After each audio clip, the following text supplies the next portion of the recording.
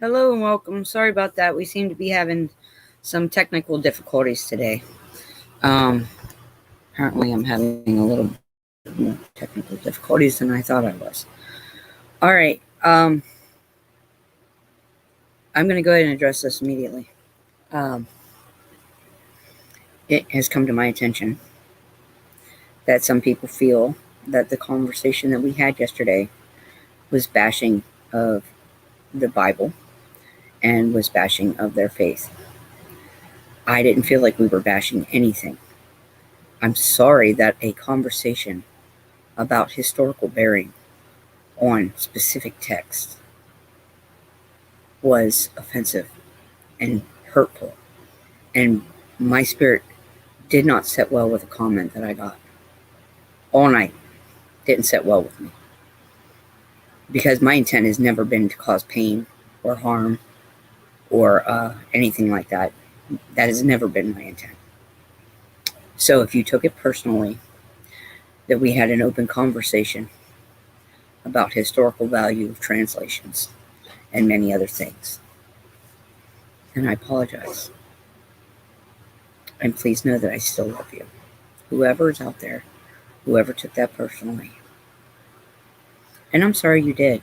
Um, I didn't feel like we were bashing anyone. Um, I never felt like anything was under attack. I thought it was just a conversation. And I do ask maybe that you search your own heart and find out if you felt attacked for a certain reason. And maybe we can talk about that because I love all of you. And I never meant to cause anyone any harm or any pain by having conversations. Okay? So I'm going to leave that there. Robert did reach out to 300 Warriors last night, and they're supposed to be here today. And I'm going to let them have a conversation and wherever it goes. Thank you, Polly. Mm-hmm. Um, so if they want to climb on in here, they can. Um, and so that's what today is going to be.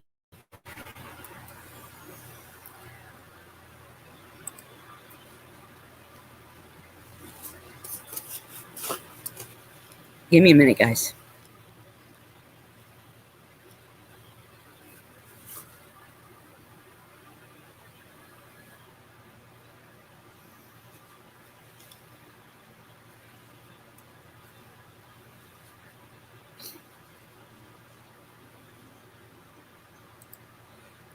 All right, 300's here. 300, you want to come on in? All right. All right. Hello, sir. Welcome to the stream. Give me a minute here. I gotta hide my speaker. Yeah, we were having a conversation yesterday about like origins and histories and things, and Robert said he'd sure love to talk to you about uh, the histories and things like that in where you're from. And I thought that would be an interesting conversation. So we'll wait for Robert to get up here because I know he's got a bunch of questions, I think, already floating around in that wonderful brain of his. Thanks for having me. Well, thanks for coming. We don't do a lot of interviews here, but we like them. But you know, we try to stay away from a lot of the political stuff over here, and but we do have open conversations. I will ask that you kindly respect that we try not to use trigger words and cuss words. My daughter will pop in and out occasionally, and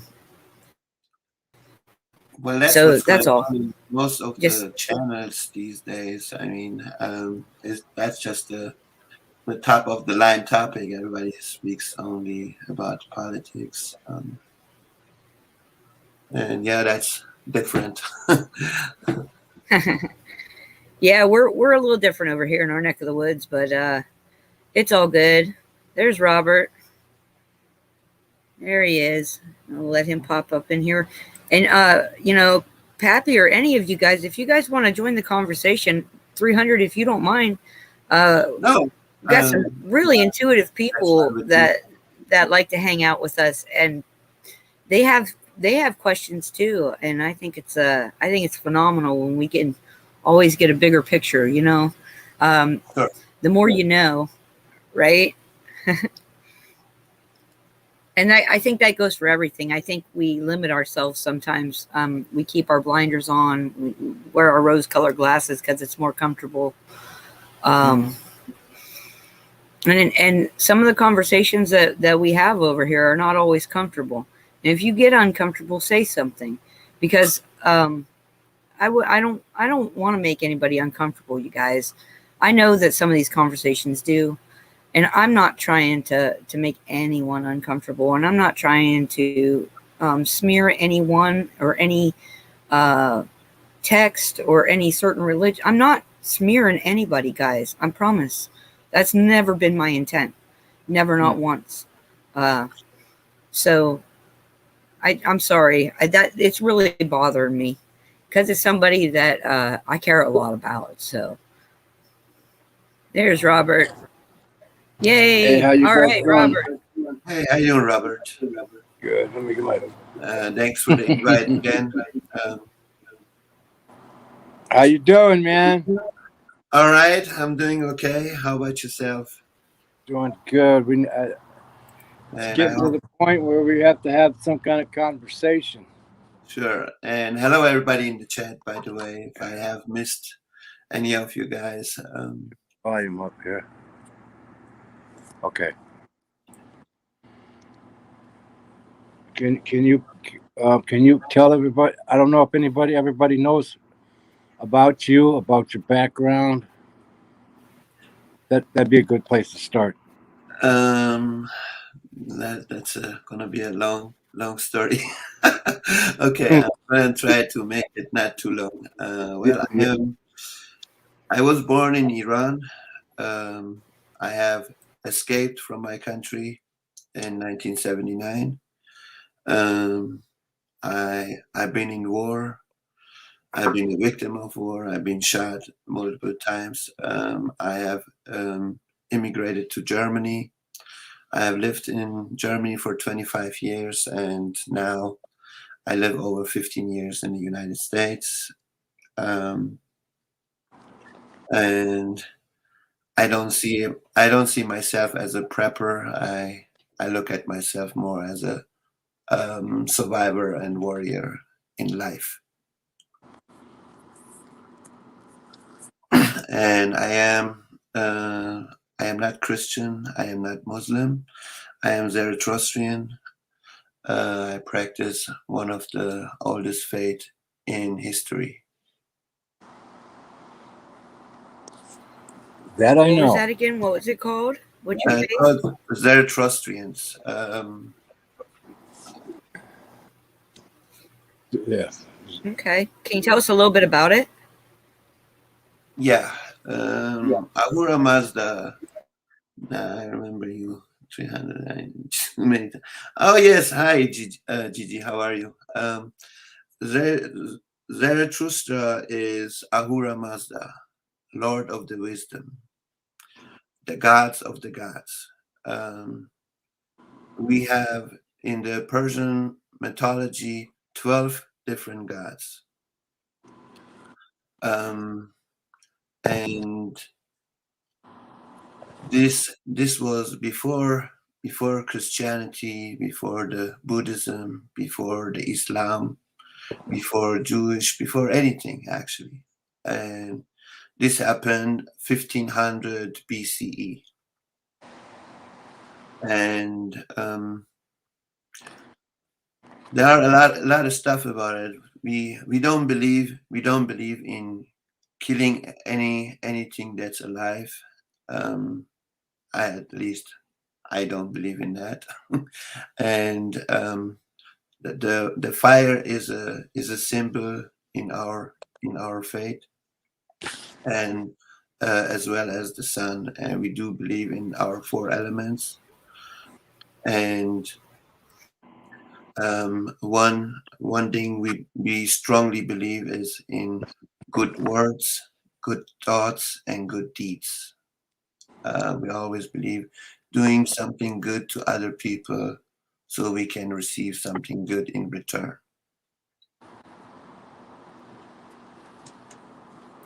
That's beautiful. I And feel like that's the basis of every religion when you break them down to the bare knuckles.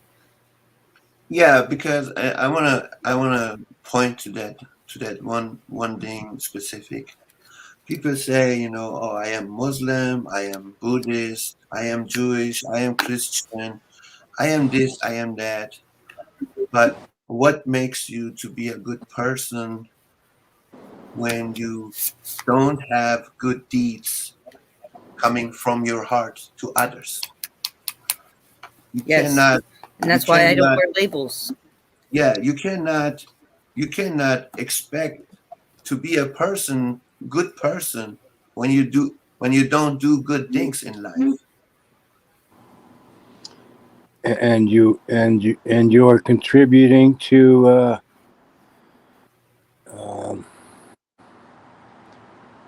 Angria Manu, correct? Yes. Which in Christian terms, it's the devil. Evil deeds, evil thoughts, and crimes. This is not the only. This is not. This is only one of them. I have 12, but the main god is Ahura Mazda, Exactly. the Lord of the Wisdom. Now, how deep have you studied this? I haven't. I'm gonna be honest to you. I haven't studied that enough to know everything, because I was a child. I was a child when I left my country, and I have lost my parents with the age of 10. So I have just studied as far as I could. I am not saying I have studied that much that I can talk about this, but in before after Cyrus the Great, we all were Zoroastrians. So when the Arabic invaded Persia, they made us an offer: either we become Muslim or they chop our heads off. So, and I like to go back to what my forefathers belief was. So I'm not even though in Iran are a lot of Muslim people, but there's a little percentage of people who still practice Zoroastrianism. In the entire world, there are only 200,000 believers. 200,000. Yeah.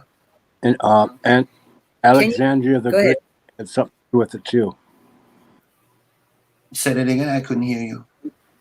Alexander the Great had something to do with destroying Zoroastrianism too. Yes. Just like Constantine changed everything again. Yeah. So that's proof. It was changed 3 times. You know what I mean? Right. The hidden. So I have a question. The hidden stuff has been changed 3 times. That we know that is written.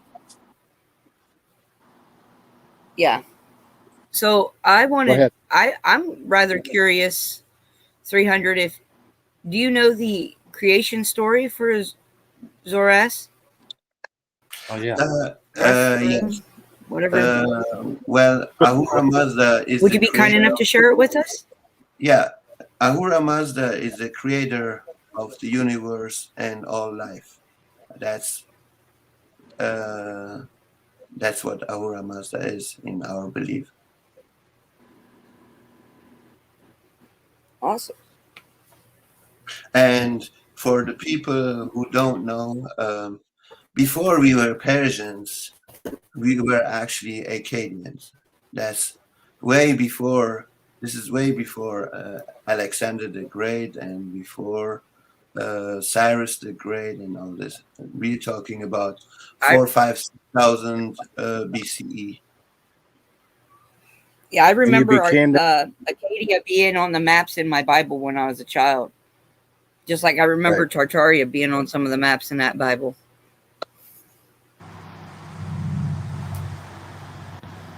So you would be a Gabar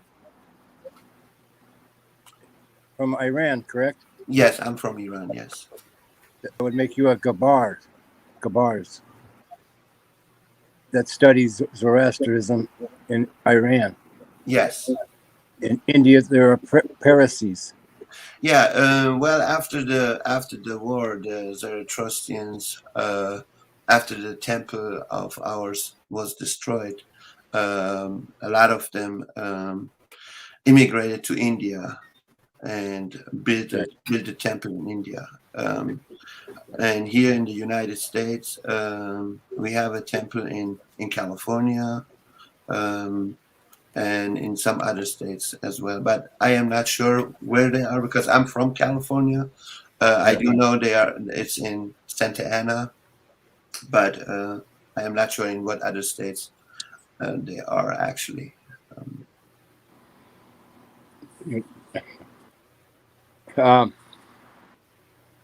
It's strange that Pappy had that podcast this morning about puzzles. This conversation is to help everybody to understand, right? I have a book here that I've read and I've been a student of, right? His knowledge on this stuff. He flew to Turkey, right? Normal guy. Got drafted to. That's Gerald Clark I'm talking about, Heather. He got drafted in the Army and had to be he chose a helicopter pilot in Vietnam. He was successful, got some IT experience and even patented some IT stuff.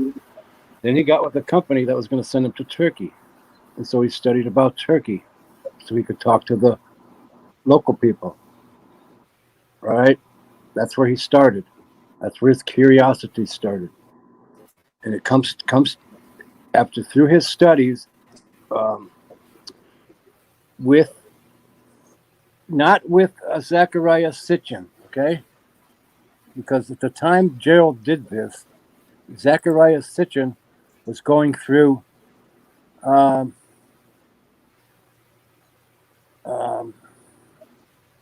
condemnation over his interpretation of the Sumerian tablets, correct? Yes. Okay. So he went on his studies without Zechariah Sitchin's material and got this on his own. All right? Through his own research. Ahura Mazda is the wise Lord. Enki is Ahura Mazda. That's just a piece of puzzle for you. You could save it, like Pappy says, you can save it or use it, or you know what I mean? But we had this conversation yesterday with Heather. Enki is Ahura Mazda, the wise Lord. Did you know? You didn't know that. Did you know that or not? No, I didn't know that. Okay. Yes, he is. He's Always also good to learn something new. okay. Now that's the good Lord. That's your Ahura Mazda. Okay. Now the Angria Menu is the Enlil, the evil side. Also, Angria Menu is also known as Enlil, Enki's brother, half brother. Okay. That creates your council of 12, the 12 deities or gods. Okay. Correct. It's that family tree that apparently Zoroaster understood and became the founder of this religion. What else I got here? And if you want to confirm this stuff, you go to Gerald Clark interviews Mario Bellino. He translated books from underneath the Vatican and was fired, basically, let go, because they didn't like his interpretation. And then that's when Gerald and him eventually, through years of study, met and interviewed each other and come up with the same conclusion. As so did Zechariah Sitchin and that university who just deciphered the cuneiform tablets as well.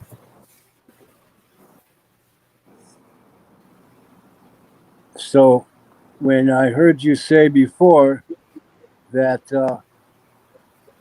Zoroastrianism and what was first, you are totally correct, sir. And Christianity and these other religions did form off of Zoroastrianism. That is a fact. And it is written. Okay? Yeah, well, most people are not aware of this fate, and most people disagree, I would say, with history. They're not disagreeing with you. They're disagreeing with history. Well, I didn't create this history. It was there way before me. Right, but I'm saying, I think we're all in agreement that there is a creator. You know, like exactly. We all know that. We all know there is a source creator, you know. And we all spend our entire skin suit time trying to find a pathway back to creator. And I think that's you know what it is when you come down and you willingly come here through the veil of forgetfulness. You willingly sign up for this, right? For all the bad stuff that happens, for all the good stuff, your soul is doing its bit, learning its lessons. And you know, while you're here, we are bodies of light. We are pure creation energy from the creator, from source, trapped inside of a skin sack, trying to do the right thing every day. And I think when you boil it all down, you know, I'll say it again and again. This isn't bashing any one thing. Religion is man-made. Religion is man-made. Spirituality comes from the divine. And that's how I feel. And I hope that doesn't offend, but that is my truth. And I have to speak it.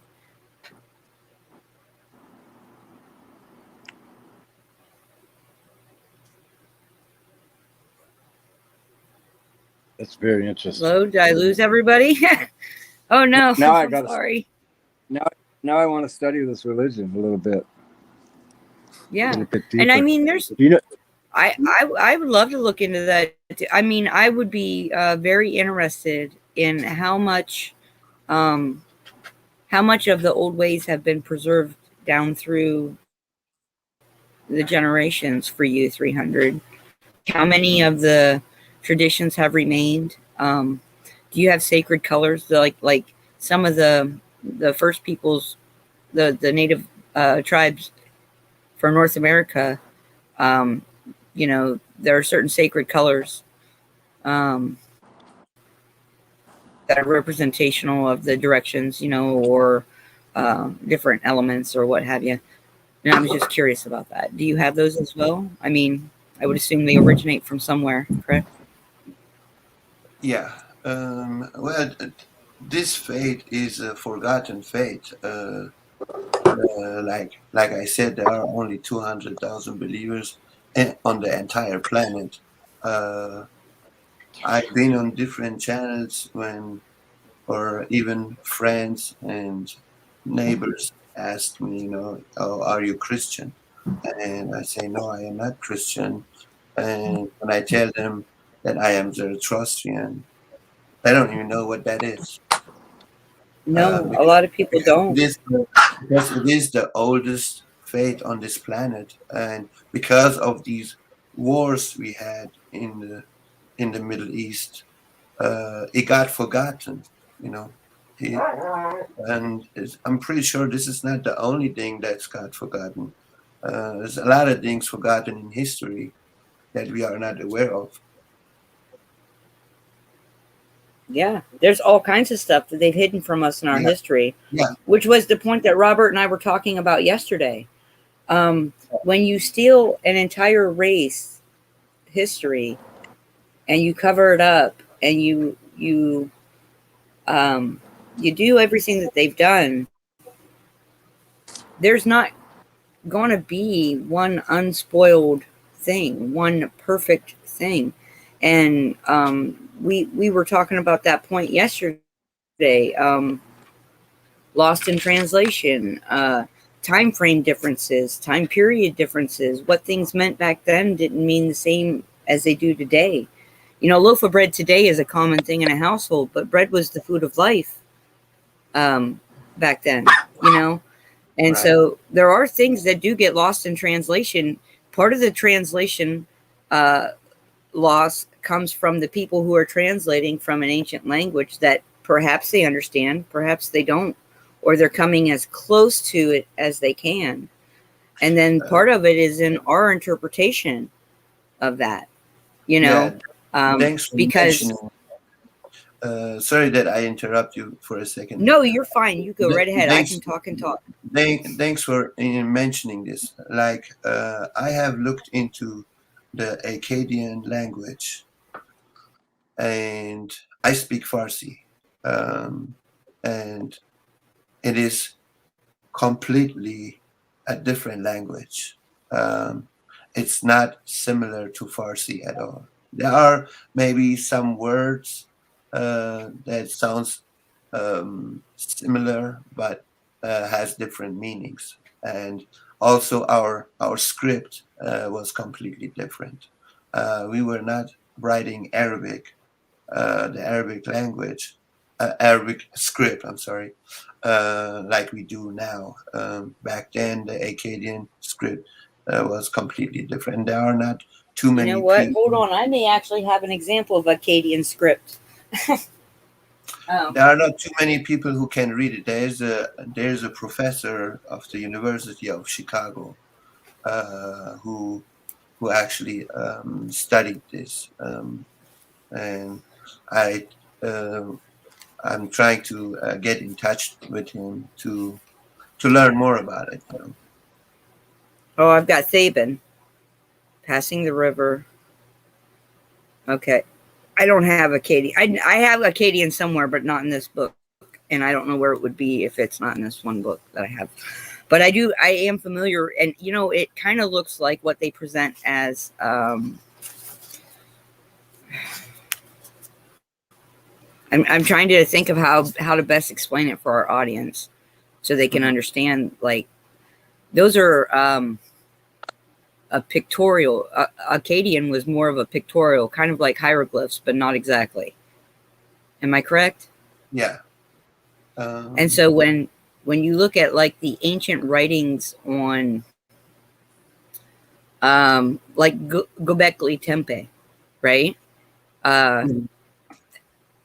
I think that they have not figured out what language that is yet. There have been I've watched several shows where one will claim that it's ancient Egyptian and another will claim that it's from another era, and another will say that they haven't even figured out what that language is yet. And it's amazing to me because we know that the Smithsonian has been an important instrument in covering up our history. It's amazing to me because we know. Hi, Pappy. It's so Hi, Pappy. You made it. Good. How are you? Good. You're looking for puzzle pieces. I'm better now. I had to speak that out. I asked Spirit to give me the words that I needed to say to start the show because I was really feeling upset. And I thought, well, that's not right. I haven't had something sit that bad with me for a long time. And I didn't feel right about it. So I asked Spirit to give me the words to speak. So I hope it worked. Good job.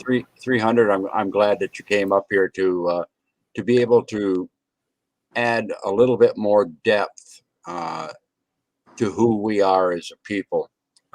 You're holding on to the ancient teachings best that you know how, and boy, I applaud you for that, because it sure is tough in this day and age to hold on to the old ways, and try to stay as close to the truth as we can.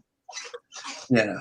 Well, I always say, don't forget where you came from, which most have forgotten where they came from.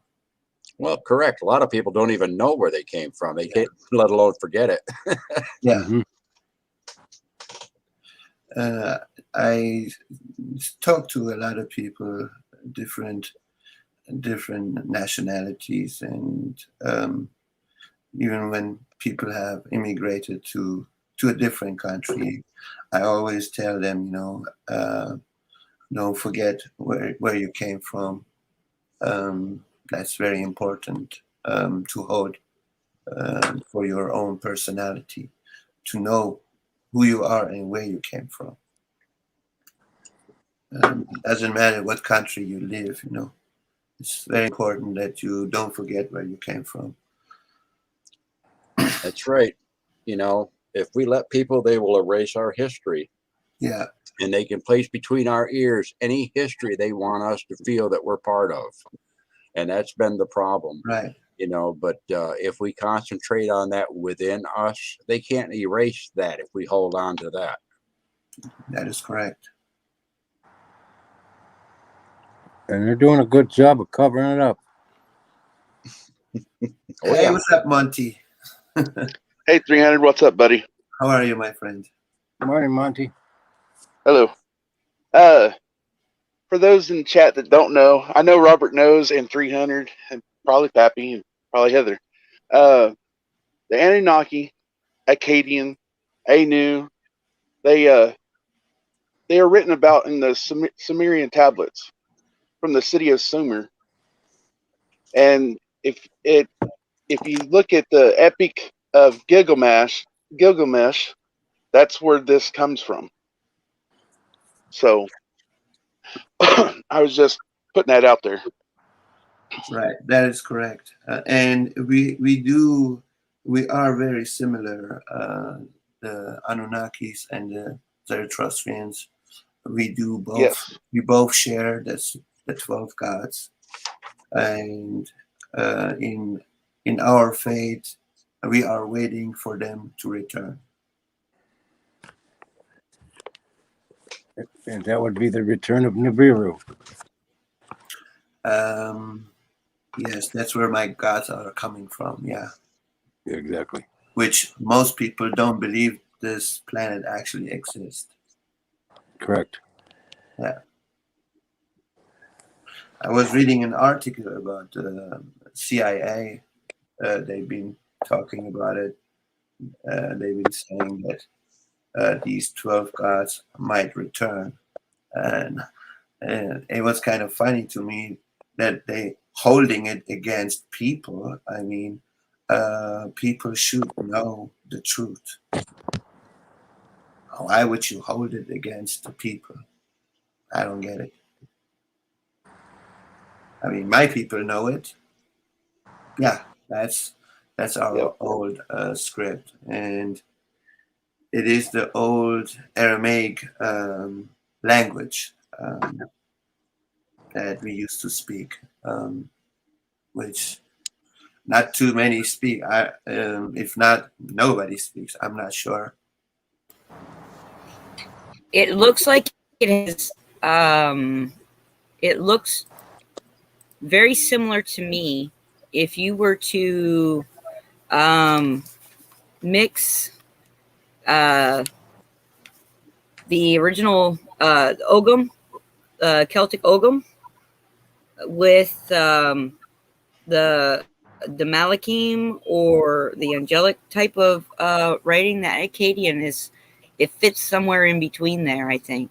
As far as like, I'm not an expert by any means, but I've always been interested in the origins of languages and words, and I try to always trace them back as far as I can. And a lot of these, there's a progression in language. There's a progression in cuneiform that people, if they haven't looked at really ancient languages, can't understand the things that came like before. What they think of as ancient Hebrew is not as ancient as Akkadian, nor is it as ancient as Passing the River, which is a language that has been almost completely lost.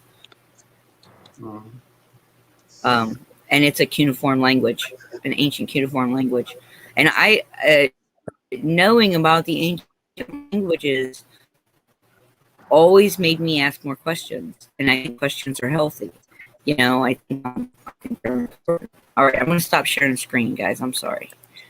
I wanted to share that because he sent me that link. Thank you so much. Oh, you're welcome. 300. Is anyone familiar with the author Manly P. Hall? Yes, sir. Yes.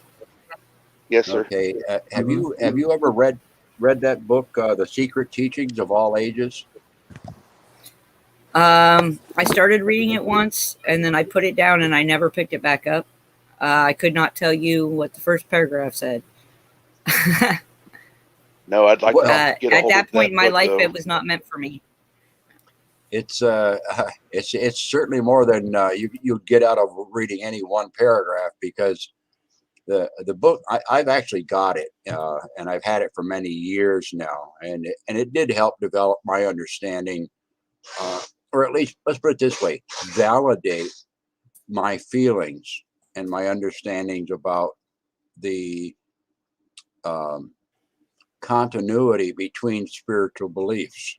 Okay, Yeah. because it does seem to come from a root. I actually have the book here. I don't know if I can hold it up there so you can see it.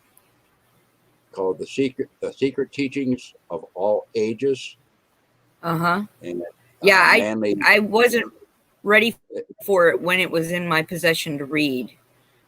And Well, I never ended up reading it, but I found that along my path that there are certain books I can't read at certain times, but later they'll come back to me and I'll read them. Yep. You know, like they enter at the right time. Well, it's not one of those books you're going to read in one night. Wow. Oh, I don't know, Pappy. I'm an avid reader. Well, I am too, but I'll guarantee you I didn't go through it one night, because, as you go through and you look at how, going back into antiquity, the philosophies that were brought forward to the future had pieces of the ancient within it, and they just adapted them. Okay, very much, very, very, very common in areas that were conquered by other people, and they changed the culture. They maintained something of the previous culture that was there just to keep that culture under control for a period of time. And it got established within Absolutely. within the belief system. That's why there's so many congruencies between all the different mythologies. Yep. Yeah. All the different stories are all linked together. They all have overlaps. I didn't want to interrupt the conversation, the flow of conversation, because this is for 300 and Robert. This is their day. No, I want the input though. I don't have the puzzle together myself. That's working in progress. Well, that's all of us. We're all putting the puzzle together as we go. Yeah. What do they say here? You take the top left corner, and I'll take the bottom right. 300. The reason that a lot of people don't believe in Nibiru is because they don't they don't think it's in the solar system, but they just don't know that it's on an elliptical Orbit. orbit. Right. It's on a different orbit than the regular planets. Right.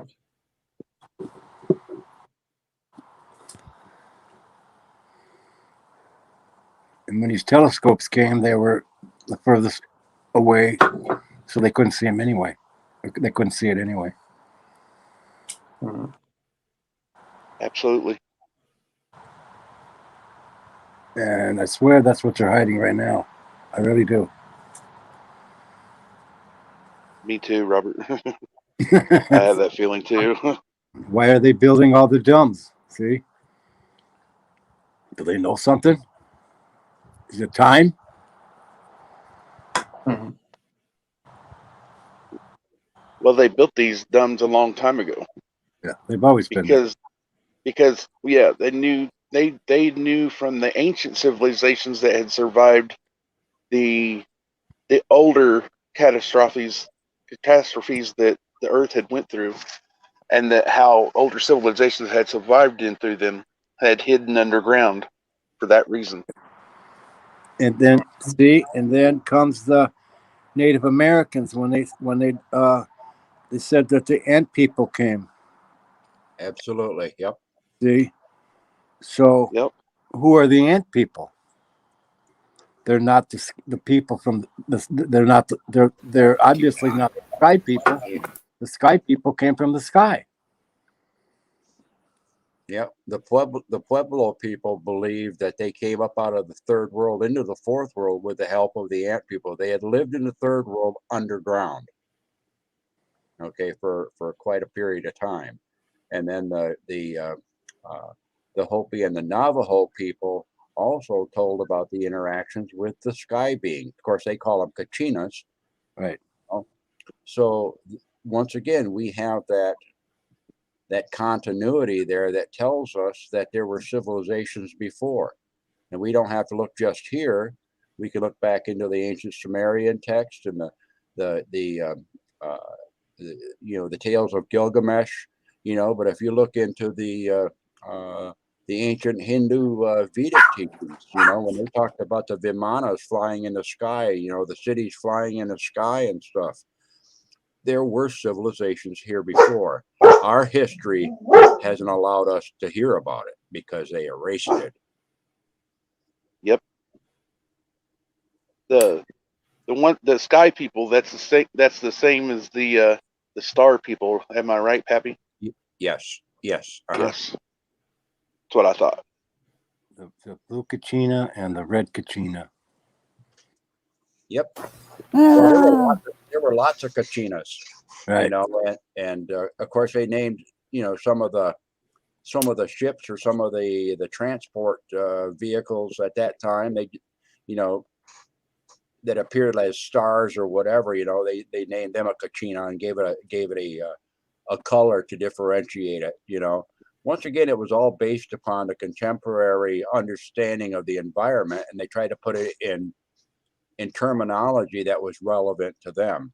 It confuses us, and it confuses other people that aren't familiar with the culture, of course. But once again, I think, and 300, tell me if you think that I'm wrong on this.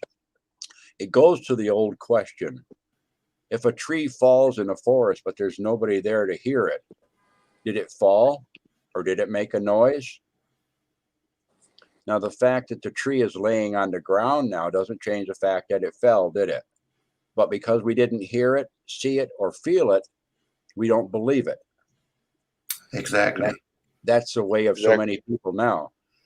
Yep. I keep telling people, I said, you're so much more than you think you are. And there's so much more out there that we can't see. Our vision can only see a certain spectrum of light. Our ears can only hear a certain spectrum of sound. Okay. And I'm sure that goes with all of our senses. Does that make all the other things out there impossible? No, it just means that it's not within our realm of reality. Picture this, you guys. I'm sorry, Pappy. I didn't mean to interrupt. No, I'm done. Can I add to that though? Absolutely. All right, so we're energy bodies. We all know we're energy bodies. We are light beings, right? And we all know that we're connected. We all know that there is definitely connection between us. Okay? We may not know how to activate telepathy yet everywhere, you know. Some people may never know how to astral travel. Some people learn it right off. Those things exist because of our connections, our synapses. Now, I want you to think about all the nerve endings. How many nerve endings are in our bodies, right? Our vehicles, our houses, our temples. How many nerve endings? So, how much have they really dulled down what we are supposed to sense, what our senses are, compared to what they may have used to have been, you know? Or I it think, potentially can be. yeah, I think part of this great awakening is going to be an awakening in more ways than one. I don't think it's only spiritual. I think that's probably the biggest part of it. And, you know, like, you got to talk about it. You got to have open, honest conversation about it because, and I know that you guys agree, all of our paths are different. We can't all be jammed in on the same road. We all have to find our own way through the forest of life to find our path to creator. And that doesn't make your path wrong. It doesn't make your path worse or better than or any of that. It just makes it your path, right? I mean, I think if we can't have open conversations about these things, that is going to continue to lead to a breakdown in society. I think that's why they banned politics and religion from table talk at dinner time. You know, do you remember that in the 80s? It was a big thing. You sat down for dinner and nobody talked about politics or religion at the dinner table. And they shoved that idea out there. And I never understood it because I came from a very religious family. They weren't very spiritual. They were very religious. So I do know that there is, in fact, a difference. And I've lived it. And that's why I speak on it. But we have to find that path sometimes by ourselves. And occasionally we'll cross roads with each other, you know, and we'll make those connections. And I think that that's important that we remember those connections. Sorry, I know I went off on a tangent there, guys, way out in left field, but The Indian yogis will tell you that about the Vamanas, and there is 3 levels according to them: the spiritual, the semi, which is in between, and then you got spiritual. And it's very enlightening when you research about that.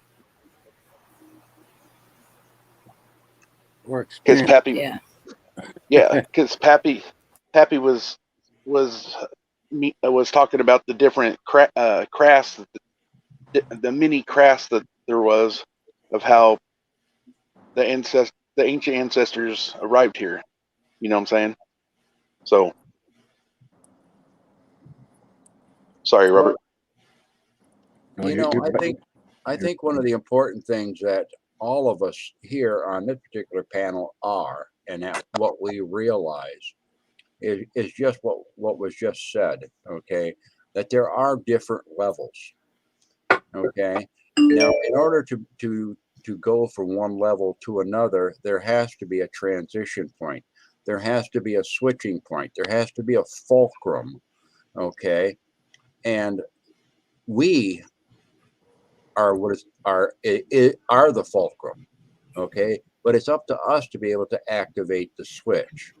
I think Creator in his infinite wisdom has probably created an air gap, if you will, between every point of energy out there, and from time to time a switch will be flipped and that air gap will disappear and there can be some connection. Okay, we are the go-betweens. We're the go-between spirit and the reality and the plane that we are operating in at this point in time. Not necessarily the other planes that are out there in existence, potentially. And I assume that they are, because Creator can create anything. Okay. But from time to time, if he feels that we're ready for it, he can flip a switch and make an air gap disappear between another dimension for us. And we're still the go-between. Okay. And I think that's happened many times. I think the potential for it to continue to happen is there. And the exploration of that is accelerating now, because I think the time of that happening is close. Okay.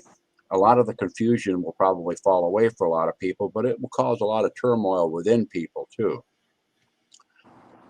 Those of us that are attempting to remain centered as close as we can to the core energy, we'll probably have less trauma in that, okay, because it doesn't shake up our reality quite as much. But even us in our musings and in our thinkings and in our ponderings and stuff like that are probably going to be absolutely amazed at what we didn't know that we thought we did know.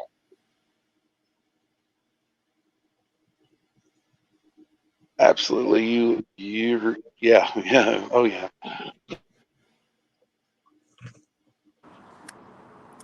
I got a question for Pappy. It's been baffling me for a long time. If you look at a topographical map of the pyramids and stuff in Egypt, and then you look at a tribal, say how would you say that? A native camp. It is laid out the same way as the pyramid. You know anything about that, Pappy? Well, and it wasn't just Native Americans that did it. There were other cultures that did this as a matter of course. In some cases, to the point where they would align their bodies and sleeping in certain positions and stuff. And that was, in the Native American way, we call it laying within the power of a direction. Right. Okay. And many people ascribe certain powers to directions, colors, things of this nature, and they weren't worshiping those things as a deity.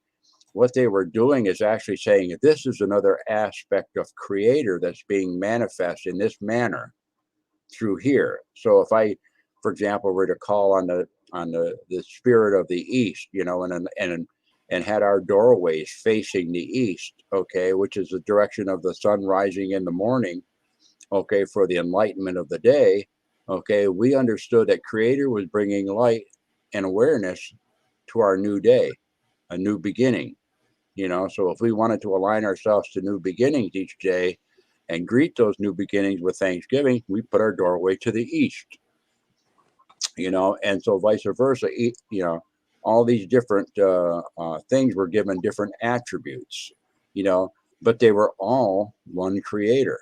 They were just different manifestations that Creator put out there for us to show how great, that He was.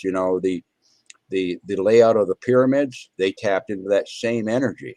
Energy is real. Lots of times we can't feel it, perceive it, or whatever. It's still there.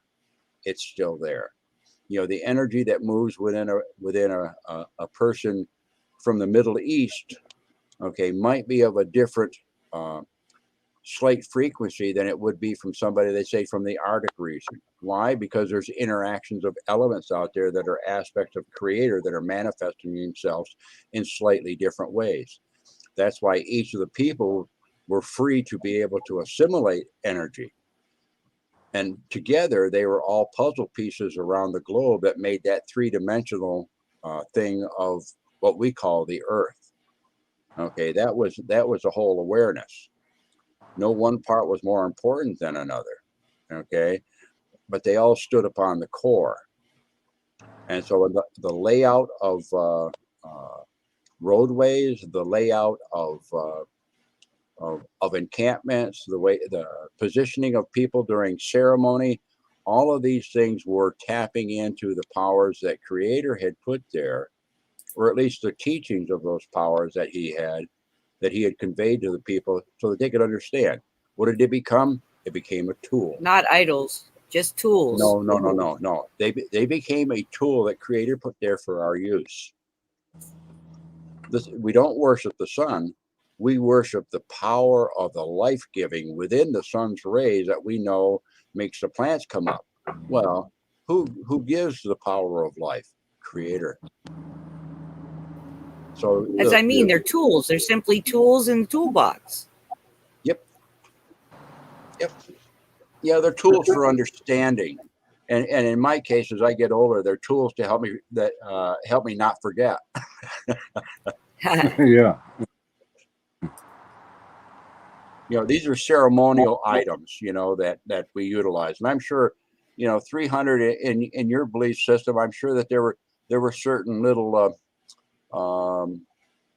ceremonies and guidelines and that sort of thing on how best to express, your belief system in a way that was congruent to you and also consistent so it could be passed down with understanding. Right. Each of these spiritual ways seems to have something like that. Yeah. So what are some of the tools in your toolbox, 300? Well, fire is symbolized for us the sun. So March 21st, which is spring, this is when we celebrate. We don't say New Year, we say New Day. Nowruz stands for New Day. We don't say Happy New Year, we say Happy New Day. We jump over fire on March 21st so that demons disappear from our souls. And especially, this is like an ancient tradition when farmers were growing food, vegetables, fruits. On March 21st, we grow wheat and then we throw it in the river, showing appreciation what God has providing us with all these things, with animals, with trees, food, and all this. It sounds remarkably similar to the Celtic tradition on October 31st, which is a harvest ceremony where they do a lot of the same things. They make corn brooms and jump the fire to cleanse themselves and cleanse their energy, and they offer wheat to the river, as an offering back for the blessings of the harvest and to ensure a good harvest for the next year. And I think a lot of people get scared to look into the different religions and the meanings behind the celebrations. A lot of things are misconstrued or lost in translation. Just like you said, we don't say Happy New Year, we say Happy New Day. And there is something to be said for that, because the translation, that is a completely different meaning, to an individual that lives in a construct that has this linear time, which I don't feel like it is. I just feel like that's part of the construct that we are contained in right now. I think that, like when we talk about origins of things. Like I've traced a lot of things back to different origins, but I don't think I've ever. I'm going to have to look into your belief system a little bit to understand it a little bit more. But I already am seeing overlays when you talk about certain things, and it's remarkable to me.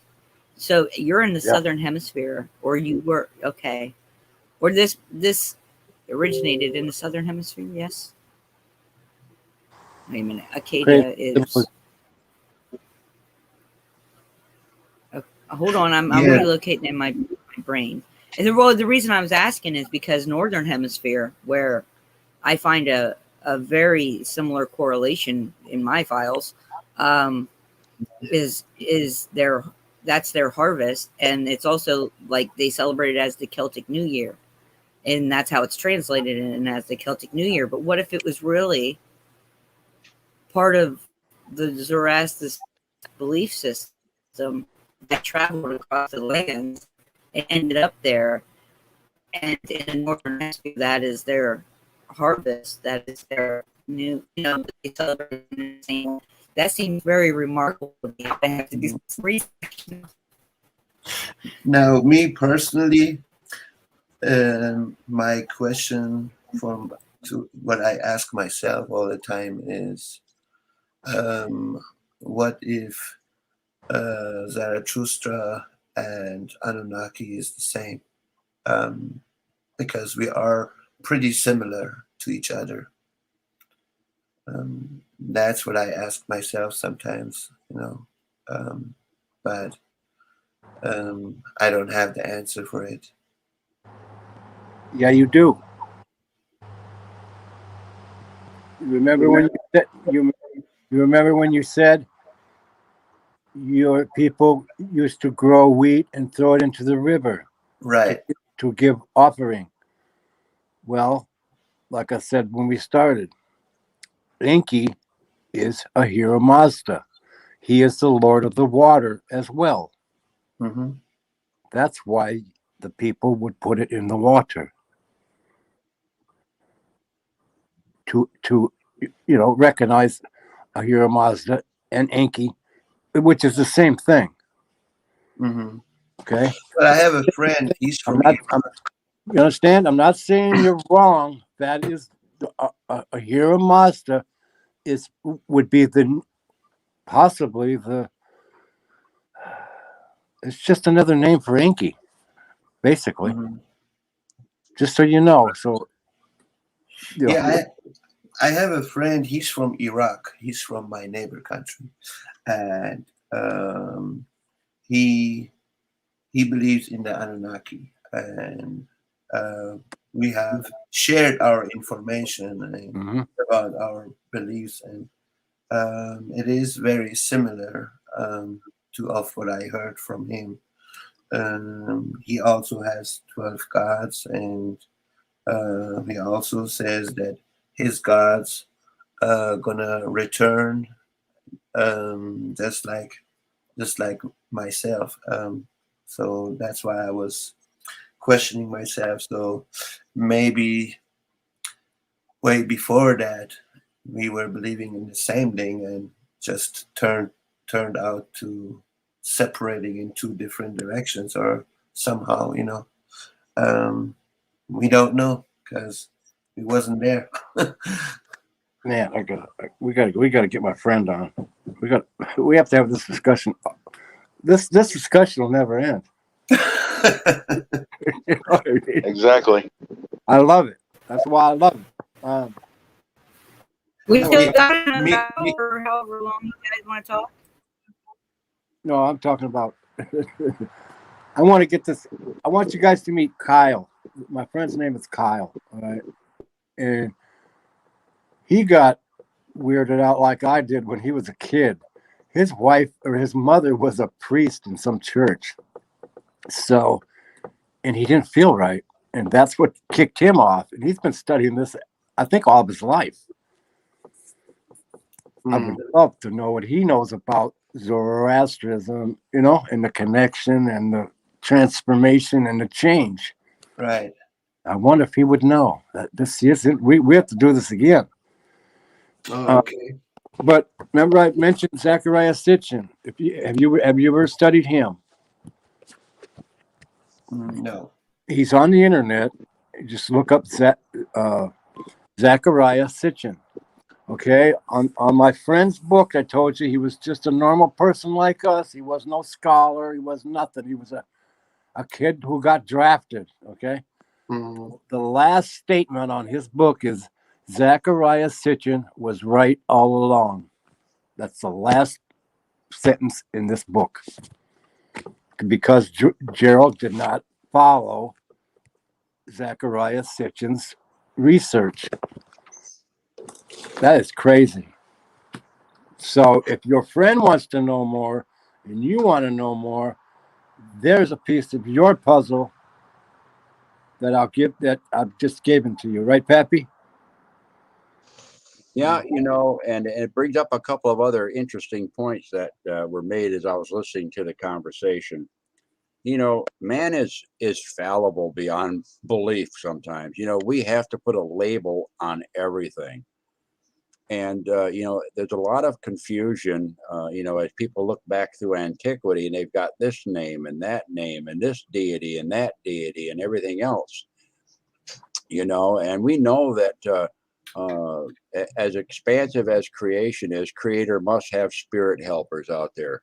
So if a spirit helper comes down and does something, we're going to give it a name. We're going to and the next thing you know, the people are bowing down and trying to worship this name that they've given this spirit helper, when in fact the spirit helper is there just to carry along that which creator wants us to realize. Right. So yeah, I don't Emissary. get so wrapped up in the names anymore. Yeah, I don't either. Yeah, no more. That's why I had to dig this book up. That was back years ago.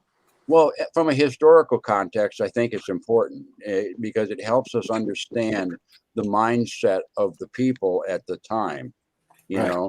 But Exactly. if we dig a little deeper in that and say what's the hidden truth here, where did this spirit helper come from? What is it that they were bringing? I think probably, and I could be wrong, but I think probably everybody here is of the belief that there is one supreme being that brought everything into being, the original miracle. Yep. Okay. And from that, everything sprung. Before that, there was nothing. Okay. And everything, being the Alpha and the Omega, the beginning and the end, that supreme being is around everything, through everything, under everything, permeates everything. So even the awareness of something coming in from so-called outer space, or the sky people, or the ant people, or this deity over here, or this deity over here, it had to have come from where? One source. The main source. Yes. Creator. So it's all through interpretation, and it's all through application, so that when we do our ceremonies and our understanding of our spirituality and put it into motion through what is now called religion, that is us taking that which spirit has given to us spiritually and bringing it out into the material world to make it real. Without the doing, there's nothing but the spirit aspect of it. We have to bring it into the material world where we are to manifest it. Once again, that brings us back to who we are. We're the go-betweens. All right. Do you know how, like in the Bible, when it said that God cast the out of one nation or something like that, He cast them into other parts of the world so they could speak different languages. Yep. And this is kind of like what you was just saying. You know what I'm saying? Different deities from here and there, and then yet they all come back to one person or one creator. You know what I'm saying? tongue twisted a little bit, but that's how I've looked at it. What if 300, what you're if the getting ready to say basis for something? that yeah, what if the basis for that story is that we used to be telepathic and we could all speak to each other without words? When no words were. Because when If children first start learning how to talk, it's called babbling. Babbling. And so each of us with our different languages makes it harder for us to communicate. if you look at the Indian yogis, that the third eye, they was telepathic, or not telepathic, but could speak without words. It's really interesting. I'm serious. If no one's ever looked into that. Hmm. Well, I would like to ask this question. What if we find out that all these was a lie and the truth is something else? How would I anybody believe that's feel going to about happen anyway. I believe that. it? Well, yeah, of course, it's I gonna. believe that.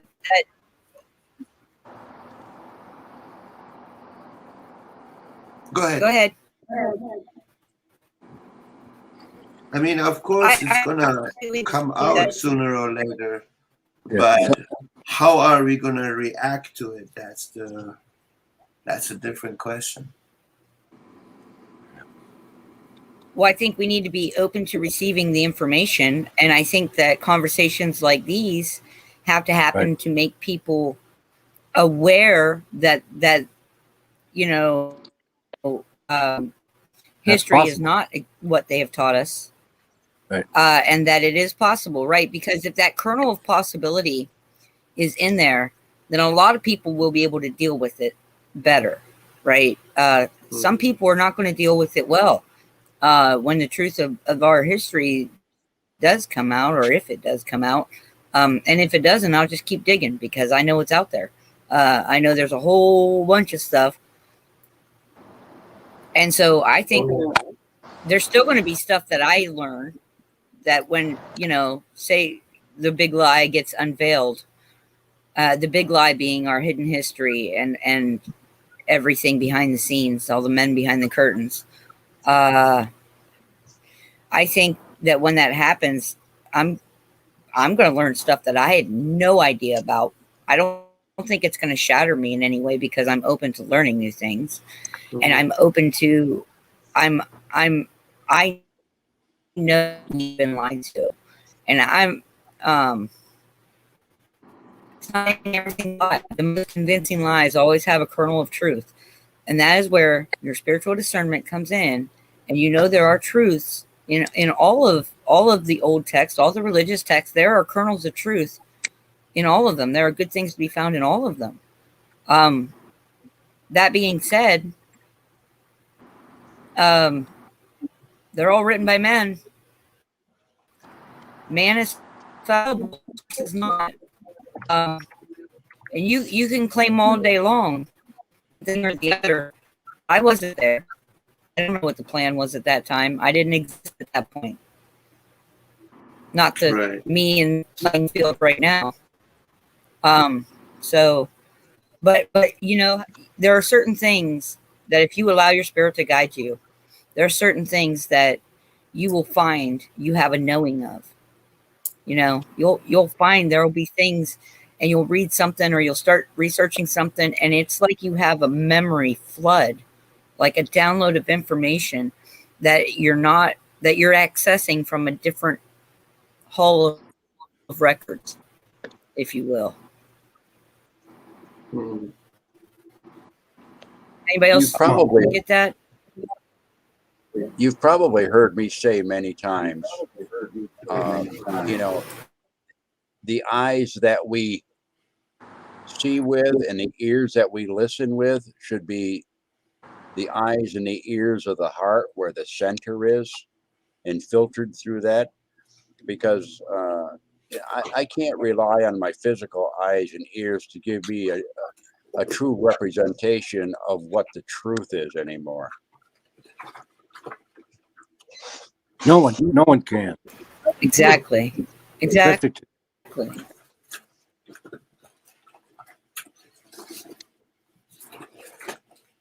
Oh, Heather, you know what you were saying?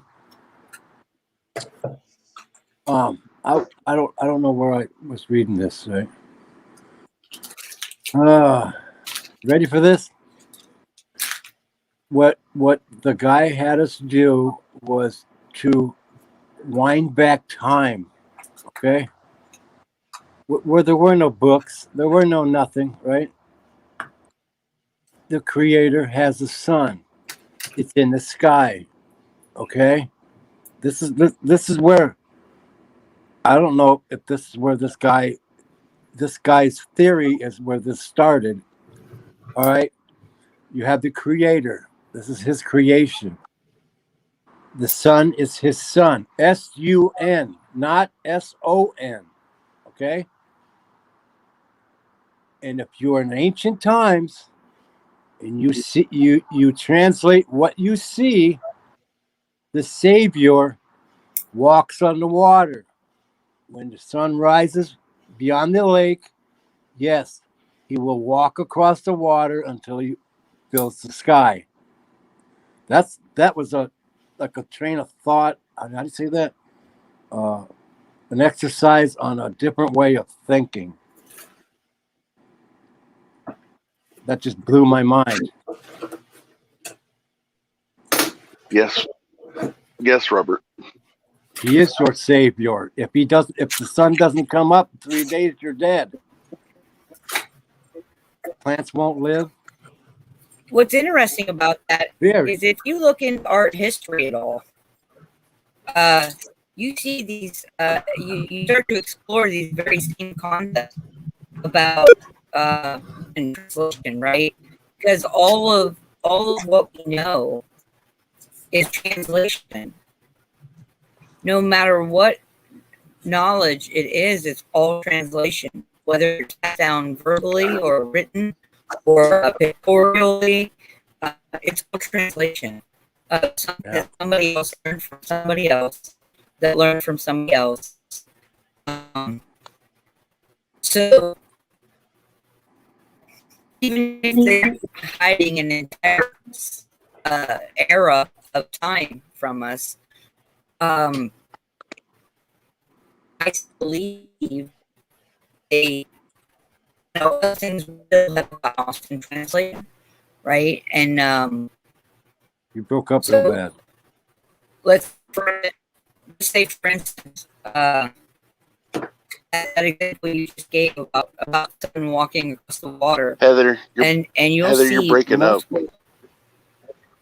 Yeah, you're breaking All right, up I'll bad. refresh. Okay. I have another. Don't run off, Pappy. I got another question for you.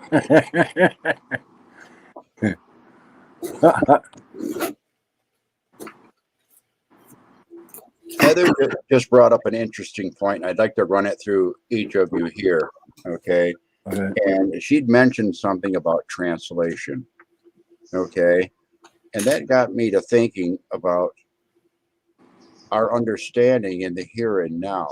You know, when we come across knowledge, when we come across our own experiences, and things of that nature, it seems that we're still running them through a translator within ourselves.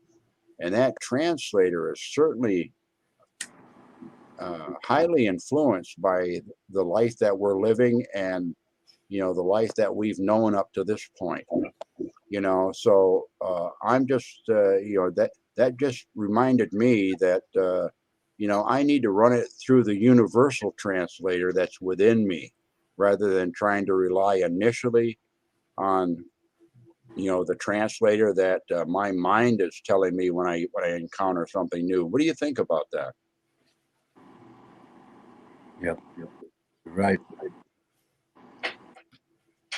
is there a universal translator for us? And it's I with- believe so. I believe it's within you. It's in your space. That's your sacred space. That's my thing. 300, do you think Creator has written those rules on our hearts? I think so too. Yeah. Very interesting.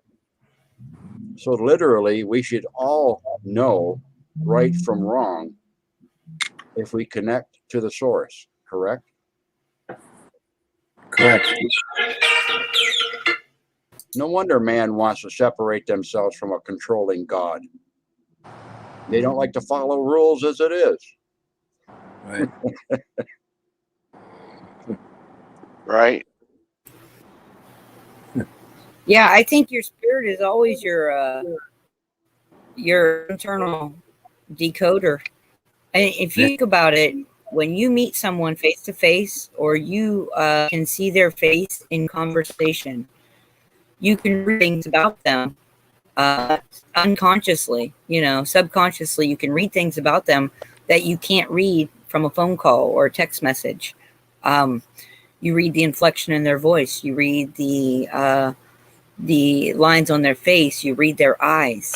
You read their breathing pattern, and you do all these things subconsciously. You feel their energy. You walk in a room and somebody just had an argument.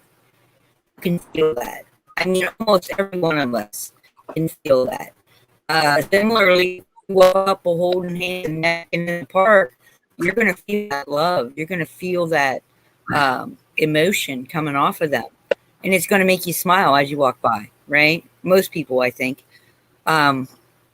So we absolutely have translators. We've forgotten that, almost everything in the animal kingdom speaks through body language.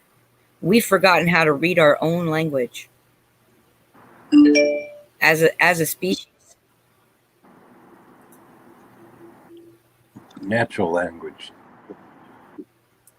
Robert, I had saying that, but I need to go. I need to go pick up my wife. Maybe we can continue this conversation maybe later. Monty has a channel now too. He wants to talk about it some more too. Oh, okay. And 300, you guys are always welcome.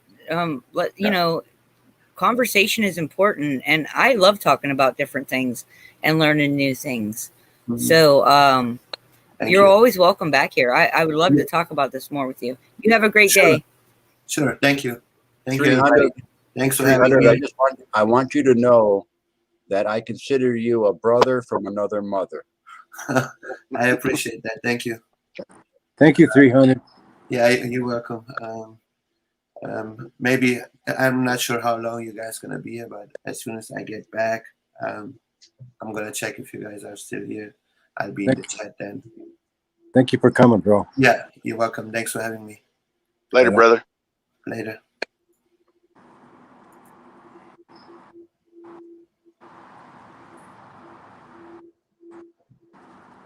Pretty cool.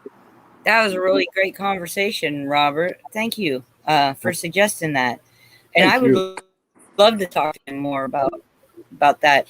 I'm very interested in how some of these things line up. Like I said, the overlaps and the overlays are amazing. Yeah.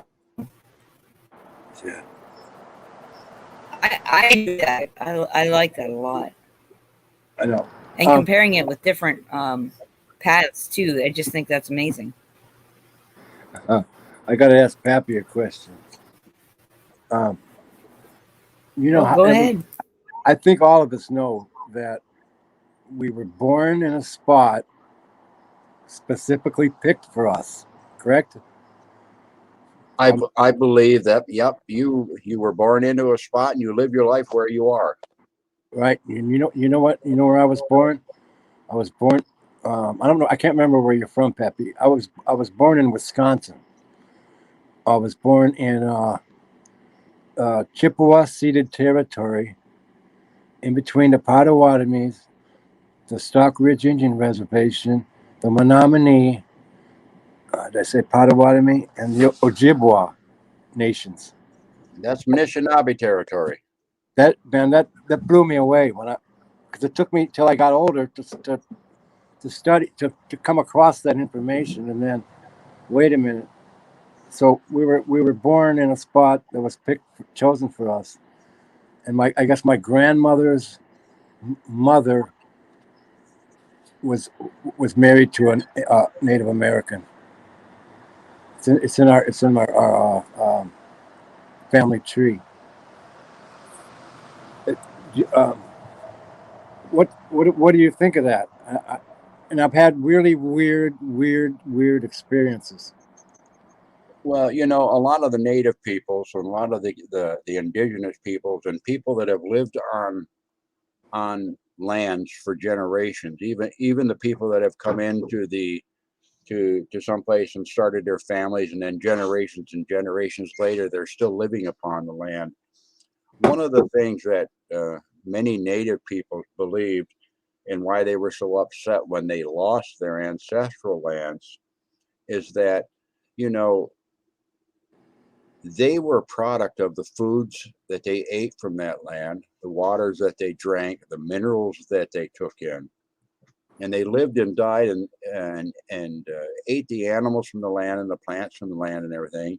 And then when they died, their bodies went back to the earth again, and it was cycled in. So literally, they were taking in their ancestors through the new food growth and the waters and everything else. Right. So that they were as much a part of the land as the land was of them. And the native beliefs that there's spirit in all things, and the spirit moves through all things, through a term I call tagushkashka, the spirit that moves all things. Right down at the atomic level, between those atoms spinning around, that's where spirit is. And if spirit is within everything, then it's shared commonly with everything. And that's why they missed it so much when it was taken. You know, so it doesn't surprise me that you would feel a connection to the land because you grew up taking it in. Everything that came together when your mother and your dad came together on that 1+1, and they did the new math and it made another new one, which was you, also contained those energetic spiritual memories within. Okay, that's the continuity that we have. Even the people that come in and establish homesteads and stuff for many generations, they started to feel that as well. So I think it's real.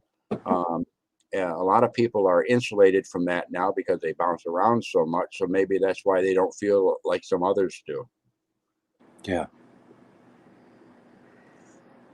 It blows me away. I love that. I love that, really. Thank you. You know, at any one time, if you stop and think about it, you know, um, we breathe out and exhale and give to the plant people, and they in turn breathe that in and give out oxygen, you know, and then there's this wind that blows around the earth, and that wind that blows around the earth picks up everything, and from time to time it may not pick up the exhaled breath of that person on the other side of the world, but when we breathe it in, we might get part of that within ourselves, you know. So we have a shared breath, we have shared water on this planet, we have a shared earth on this planet. It's all connected. Okay, and it's all connected all the time. You know, we just don't realize it. So you know, there isn't much difference between you know, me and somebody else if I look at it that way. You know what I'm saying? So I mean, they're breathing the same air as me and they're drinking the same water as me, literally. You know, it might have some contaminants in it, or it might have something unique to the area that they're in, but really it's the same. Interesting. Monty, you're pretty quiet over there. I didn't mean to call the crickets in. Just listening. Yeah. I could listen for a long time. No, I put I people to know. sleep. No, not me. You wouldn't put me to sleep. We'd be going for days. Just sitting here hanging on every word.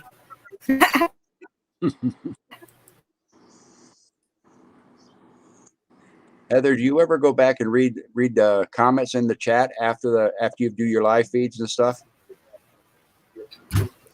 I try to read them as we're going. Sometimes I go back and read them. Yeah, because I don't do it all the time. I found there's a lot of nuggets of wisdom in there. Right now? Oh yeah, Oh, there always is. every day, every day. How many people are in chat? You guys are awesome. Looks like we got. I got I 29 show- people viewing, but I 100 bucks I show 29. Wow! Congratulations, Heather. Cool. Yeah, we got some people in here that are pretty intuitive and pretty tuned right in. I'll tell you. Awesome. Awesome. yeah, a bunch of beautiful souls. Betty down there? I don't see her today. what? She might be Yeah. doing stuff today. I don't know. See, I'm on my PC, so I can flip back and forth between tabs. So I'm gonna get the laptop going here, and I can watch chat. Yeah. Hey, Sue. wow, Hi, what a Robert. great- Hi, Pappy. Monty. I just looked at the time. It's 3:33. Ha. Okay, do your gematria. Yeah. I don't That's do cool. gematria. Yeah. I don't either. Somebody All I does. know is that all numbers add up to 1 in my book. Somebody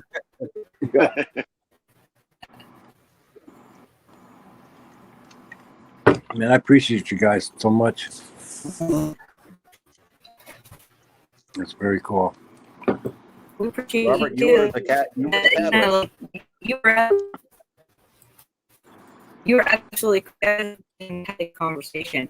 I did not realize about their the ceremony that he was talking about, and it just struck me. He talked about it. It was like, wow, I've researched this somewhere else that said that these things go back to certain beliefs Heather, you're breaking up and so bad. whatnot, and We can't hear you, Heather. amazing. We can't hardly hear you. Yep, yep, lost connection. Pappy, I was indulging in chat in your chat this morning, and I couldn't see you. I thought you lost connection, but I had lost some kind of connection, some kind. I don't know. Yeah, what- I did see that in the chat. Yeah. I'm talking and I can't see you. I was waiting for you to come back, like Travis, you know. It was me. I'm like, what's going on? That was strange. That was strange. So I had to go rewatch your show. Well, I think you were the catalyst for this conversation here today, and I think it's important, that everyone continues to have the conversations, Yeah. not only in a public forum like this, but within your own little groups, and if you are online or whatever, that's fine, but also that conversation within yourself, to raise these same kind of questions and things up, so that we can all hopefully get discernment. It would be nice if it would all come to a collective head at the same time and we all received enlightenment at the same time, but and perhaps that will happen. I don't know. But with the Creator giving us choice and free will, there's a multiple different ways of getting to the the finish line. If everybody got across the finish line at the same time, I guess it would be hard to determine who the winner was. But in a case like this, this race to life is actually a race back to home. So getting across the finish line, no matter when you cross it, is the prize. It's the grand prize, and Creator sends spirit helpers to help those that perhaps need some guidance. And it's up to us once in a while to see the ones that have tripped and fallen a little bit to perhaps help them up and brace them so they also can continue the race. The important thing is to keep one leg moving in front of the other. Literally, figuratively speaking, of course. Yeah. Uh, I like your side by side thing around the fire too, shoulder to shoulder, elbow to elbow. Well, I agree. To a certain point, people need to have leaders, and at least initially to get started. But when it comes to stuff like what we're discussing here, there should not be one ahead of the other. You can have pathfinders that can put us on a pathway, and then we can walk the path together. Right. So don't follow what I'm saying, Right. and I won't follow what you're saying. Let's walk side by side and have a conversation and do the discoveries together if we can, Yeah. and if we Yep. do make an individual discovery someplace, sit down and share it freely, because it was given to you, obviously in such a way that it should be shared. And if you want to continue receiving in the future, you're going to have to give away something so you make room for it, I think. Yep. Same here. Yeah. Same here. No, Wait, listen. no, Listen. Pappy, Here's you, let me get this out real quick, Monty, and then you're a go. When they say your cup runneth over, let your cup runneth over, right? That, to me, that means you have to keep that moving. You have to keep that moving. It's a moving thing. It's a living thing. If you can't let some out to let more in, right? Just my point. Well, anyway. Yep. If you dam it up, the people downstream will never get any, will they? Exactly. Welcome, Camel. Hey, Camel. Hey, can you hear me? Hey, Oh yeah. how you doing, Carl? Right on. Oh, you guys all rock. so Pappy, when you're saying Got it a was a race, hand in my dimples. when you're saying it was a race to get back to the beginning, that's like saying getting back to the roots. Yeah. Yeah. He Yeah. said home. Yeah. Race back home to the light. But as I was saying, though, what I was meaning is how people say getting back to your roots. It's the same thing. Yeah. I think we were all given a great big hug when we were sent on our way. Okay. I think we got that same great big hug that's going to say welcome home at some point in time. Well, that's why I'm up here. I want to tell you guys a story about me. All right. Before you why do that- I am the way I am. Before you You do know, that, can I make a comment? Yeah. That beard is fabulous.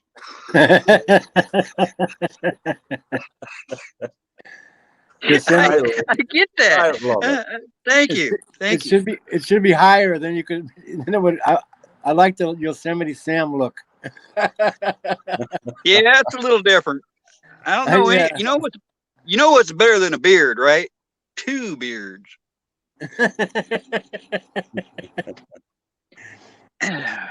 No, I just get up here because this chat was getting intense, and you guys are all so intense. I like to share this with people, just to kind of let them know where I'm at and where I come from.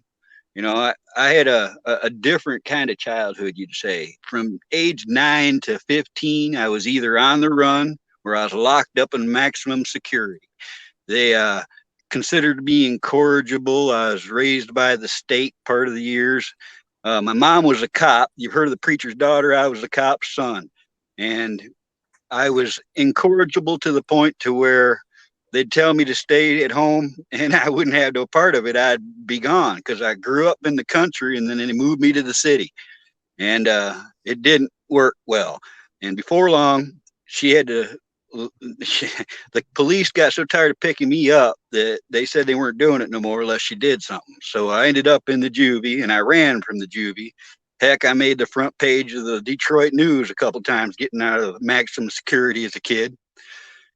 But ever since I was 15, I've had nothing, not even a traffic ticket. And I attribute this to a dream I had when I was 15. I'm going to say it's my only nightmare. All right. Because all the stuff I did as a kid, I never was religious. I was never taken to church. The only time I went to church, I went on my own out of curiosity. And to be honest with you, to watch like a Catholic church do their thing was kind of weird to me as a kid. Kind of threw me away, you know. But I'm just freshly out of all my trouble. The judge just let me go. He said, I don't even see why you're here. And I said, well, I just want to be left alone. He says, you don't have any crimes. You just run. And I was like, yeah, it's because I don't like school and I want to be left alone. I just want to work and be on my own.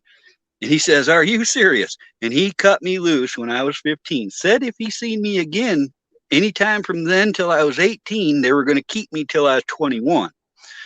Well, I got out and I never went back. But that same year, I had this nightmare.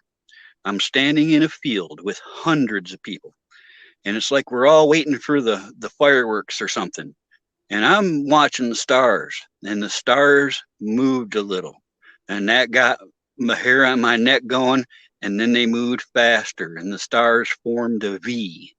And when that V descended on us, I could see clearly it was angels. I could see the stars through them. They were like transparent, and they had swords and they had fire in their eyes. And at that moment, I fell to my knees, more scared than I had ever been, ever. And everything I'd ever done that I knew was wrong flashed in my mind in a split second. That woke me up. And when I woke up, I remembered it all. And that's when I started reading the Bible. And as I've read the Bible many times, King James, a couple other versions. I'm not super religious, but I'm very spiritual when it comes to that. And I believe that every one of us should be kind to others and be a good person and be positive. Because what I take from that is if you're not, you're going to pay for it. I don't care what your religions are. I don't care what you believe. I believe that you should be kind to the rest of us and you should be kind to people around you. And a good person, I just try to be a good person. That's all I really want to say. I love you, Camo. Thank you for coming up. I I feel a lot the same way. I always talk about different paths, but it's essentially just what you said boiled down. Kindness to others, loving thy neighbor. Those are the important things. Giving love to each other is important. It really is. You know me, I'm a staunch believer in love. There's a lot of power in love. And there's a lot of power in prayer because prayer is usually done from a place of love, right? And I do believe in the power of prayer, and I believe that I just did. Even with everything being so chaotic and upside down and on its head right now, right? If we can look past the labels and just love each other, the whole world will be better. And I love helping people. There's nothing more that gives me joy is to help someone else out. Just even if like 300, if he feels a little more at home with us, that's all I ask for. That's all. That's joy enough for me. And everybody, It's not in me. It's not in me to be mean. If right. somebody can bring that out of me, they literally have to slug me to get me there. Me too, brother. Me too. You know, you're all saying the same thing in different ways. and different expressions of your understanding of it. And one of the things to remember is that when we are in good relations with all of creation, when we are in good relations with all of our relations, Mintakoye Oyas, really what we're doing is we're honoring the creator that created all things, bringing honor to creator through that which has been created. And we recognize within that thing which is created, whether it be a situation, a place, a person, whatever, that aspect of creator that is unique within them, and that's honoring. So we try to be in good relations with all things, okay? And I think that is the highest form of respect and honor, because we're giving it all the glory, all the honor, and all the praise to creator that created us all to be in one place at one time. I think it's best for us to try to live that in harmony. I think it's real important to go out on a positive note. Yep.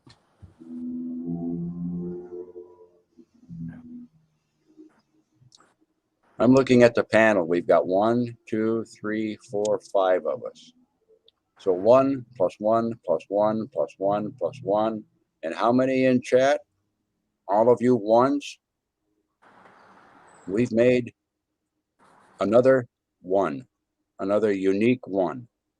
We together have become one expression of creator's creation in this time and place for a period of time. Okay, that's the new math. Our one is not separate from the great one. Exactly. Perfect. Well said. Well, we're all connected, is for sure, because we all come from the same place. Yeah. And Pappy, I don't know, but I've got a lot of Indian in my ancestry. I'm literally half Scottish and half Cherokee. A lot of what you guys say, I dig that spiritual knowledge that comes from the Native Americans a lot. Well, I guess if we all realize that we're all 100% human beings, that'll be a good starting point. We can look for the subtle differences later on. You know, we need to get away from the keying on the differences and what makes one person unique compared to another, and look for the sameness in all things, and then take it from there. And then we can accept the differences that come out. You know, if we all look the same, good Lord, can you imagine trying to call for your wife in the supermarket if all the gals look the same, or if all us guys look the same? Yeah, so I think all of our differences Where you make at, us Pappy? more beautiful. like the movie Avatar, the greatest saying that I love out of all of that movie, 3 simple words: I see you. I know Yep. that movie Where had so many big where are truths you, in it. Pappy?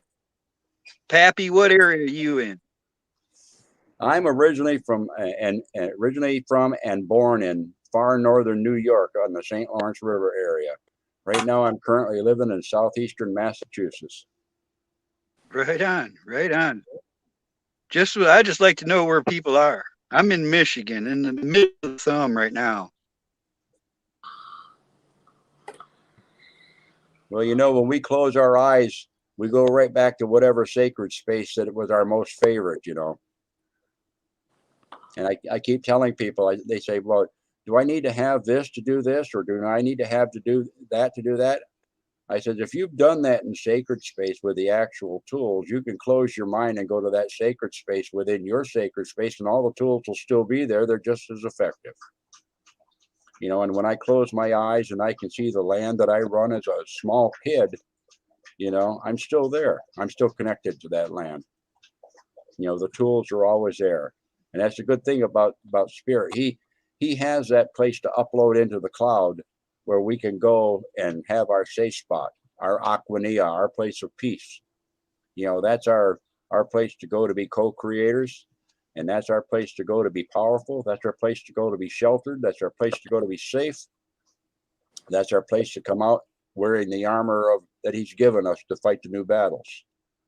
Everybody has one. Pappy, mine is nature. I've spent more nights alone in the woods than anybody I know, and I love the nature. I mean, I've lived in the woods for long periods of the time. I've walked across the United States. That is where I feel at home. Well, I'm sure that there's plenty of bugs out there that appreciate the free meal. Yeah, I don't know. I've got some ways of dealing with that too, but they don't seem to drive me away. Yeah, you're living in harmony with them. Yeah. They never I take am a more critter than they need. whisperer. Sir, I have touched a whitetail. I have hand-fed wild fox. I get close to the critters. People tease me all the time that I can talk to the critters.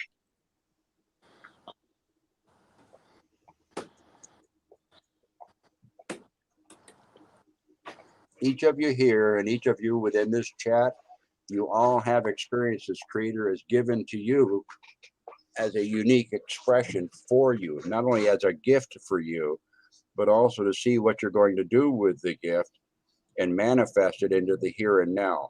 And you know what? That needs to be shared with others. Whether they believe it or not shouldn't be up to you to decide, okay? But the fact that it did happen is just like that thing I talked about earlier before. That when that tree fell, did it make any noise? Or make, you know, if we weren't there to listen to it, it still happened. Creator knows. Yep. I don't ever really feel completely alone. I talk to the Creator a lot, you know. I don't know. I look like I'm all blurry now. You know, sometimes makes me wonder if, you know, we believe that Creator is within us. We try to individualize ourselves. If we're an expression of Creator, is Creator talking to himself?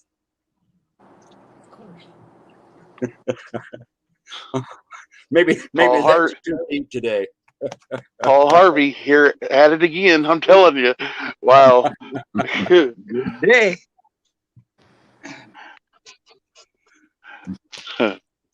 All right, my fine folks. I'm going to jump off down here and let y'all finish up.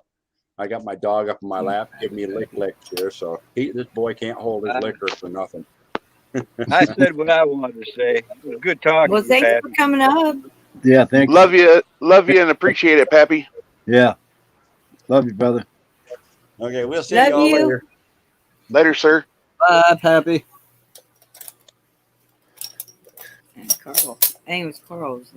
Camel Carl. Yeah. Oh, and Pappy. Oh, and Pappy. Okay. Okay. Thanks for Well, coming bye, up. both of y'all. Thanks for stopping in. All right, I guess I'm going to drop out too then. All right. Well, Yeah, I know Rage and Sage are getting ready to start a show here in about 5 minutes. So I want to catch I think we're going to actually go ahead and drop off too. I've got things to do and a puppy to care for. So I'm still trying to find out from Craig who's going to do what show today. If Jeff is or Craig or who. Probably you. Shit. I don't know if I have that many streaming hours left. Oh, I definitely got all up. right. Well, Thank we'll I go ahead definitely and got to just drop upgrade. it off. All right, I want to read some chat before. Well, I think it eliminates it, doesn't it? I don't remember. Pappy's chat disappears. I know that. All right, everyone have a blessed day. Thank you for coming. I love you all. Bye-bye. Love y'all. Thank you, Robert. Thank you, Monty. Yep. Thank you, 300 and Pappy and Camo and everyone that joined us for this conversation today. And thank you, chat, because you guys always have wonderful conversation as well. It was And a great show. I thought so. I really did. I enjoyed it. I like talking with different people about different things. I feel like it colors my horizon prettier. Insight to the things unknown. Pappy, thought it was a I'm few- telling you, when he was giving that little speech before last, you know, I was getting ready to say, and Pappy hits it out of the park. Or Paul Yes. Harvey. I meant to say Paul Harvey hits it out of the park. Well, and I want to say to you guys, all of you that are listening, thank you for coming in and bolstered me back up. I felt the love and I really appreciated it. And I hope you guys know that we love you as well. I mean, we really do. So I want you guys to have a blessed day and find joy in what you do for the rest of the day, and try again tomorrow too. So much love and light. That's right. All right. Well, we're going to head out. You guys have a great day.